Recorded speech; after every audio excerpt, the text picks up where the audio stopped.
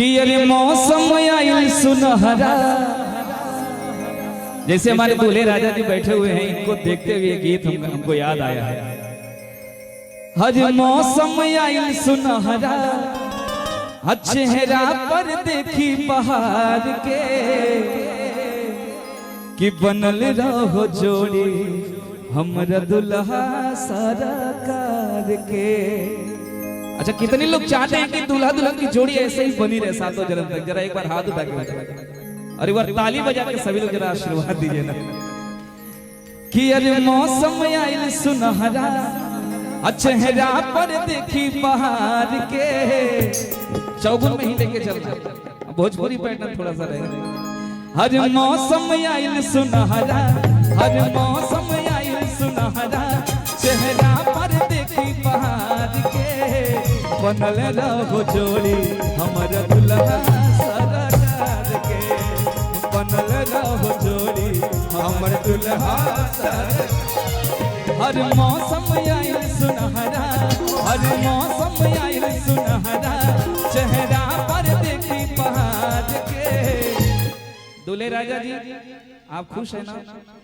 तो ऐसे बैठे हुए टेंशन में क्यों लग रहा है? थोड़ा मुस्कुराइए ना, इतनी खूबसूरत दुल्हन पाए, थोड़ा मुस्कुराते रहिए। हम जीवन संगिनी के साथ बैठे हैं, थोड़ा सा इस माहौल को खुशनुमा बनाइए। आपको देख के लोग और ज्यादा खुश होंगे। बिल्कुल, हंसते रहिए। हाँ। जो हंसा उसका घर बसा, और जिसका घर बसा वो फिर कभी नहीं हंसा।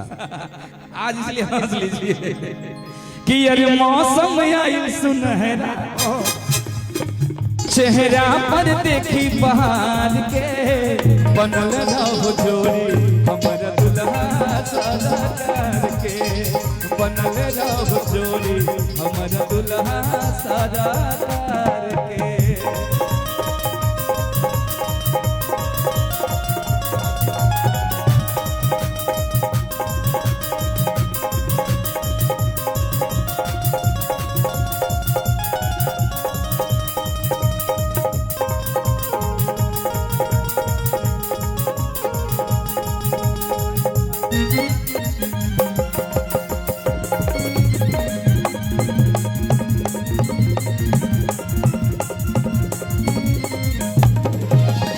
देखिए, दूल्हा दुल्हन की प्यारी सी जोड़ी बैठी हुई है, और ये जोड़ी इतना सुंदर लग रहा है जैसे राम और सिया की जोड़ी आज इस दरबार में बैठी हो, इस मंच पे बैठी हो। कहना है मोहक मन मोह मनोरम सुंदर जोड़ी, मोहक मन मोह मनोरम सुंदर जोड़ी, राम जी बनौले पर सब कमवा छोड़े, राम जी बनौले पर सब कमवा छोड़े।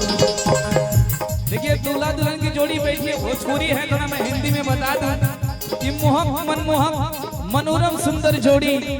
राम जी ऐसे बनाए जैसे सब काम छोड़ के इस जोड़ी को बनाए हैं। हज के तनो देखी नी देखी, हज के तनो देखी नी देखी, मन भरे ना निहार के। कितनो देखी नी देखी, मन भरे ना निहार के। मतलब मैं कितना भी देखूं, जैसे अभी दूल्हा राजा दुल्हन साहिबा को कितनो देख रहे हैं, लेकिन मन नहीं भर रहा है। कि अरे कितनो देखी नी देखी, अमन भरे ना निहार के, बनल रहो जोड़ी हमर दुल्हा सरकार के, बनल रहो जोड़ी हमर दुल्हा सरकार के।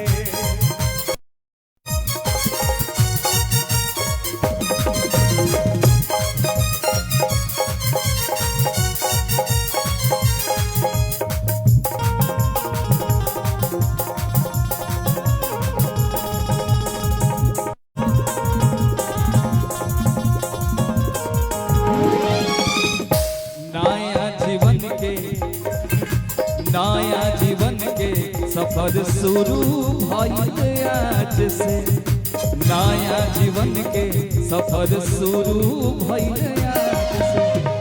हनीमून मनई है जाके जहां जहाज से। भैया देखिए, गीत का लाइन है कि नए जीवन का जो सफर है ना, आज से शुरू हो रहा है। और हनीमून बनाने का जो प्लान है ना वो जम्मू है, वो भी जहाज से। हनीमून मनाने का कहीं जाना है हनीमून में दूल्हे राजा? अभी कोई प्लान नहीं। प्लान बनाइए ना, जाइए जम्मू घूम के आइए, मनाली घूम के आइए कि नया जन्म के सफर शुरू भइल आज से। हनीमून मनई है जाके जम्मू जहाज से। अरे पढ़ी लोग अब खूबे, अरे पढ़ी लोग अब खूबे, अरे पहाड़ा रोज प्यार के। पहाड़ा प्यार का लोग खूब पढ़ेगा कि पढ़ी लोग अब खूबे, अरे पहाड़ा रोज प्यार के। बनल रहो जोड़ी हमारा दुल्हा सादा कार के। बनल रहो जोड़ी हमारा दुल्हा सादा कार के। मौसम आई सुनहरा, मौसम आई सुनहरा, चेहरा पर देखी बहार के। बनल रहो जोड़ी हमारा दुल्हा सादा कार के। बनल रहो जोड़ी हमारा दुल्हा सादा कार के। बनल रहो जोड़ी हमारा दुल्हा सादा कार के। बनल रहो जोड़ी हमारा दुल्हा सादा कार के। बनल रहो जोड़ी हमारा दुल्हा सादा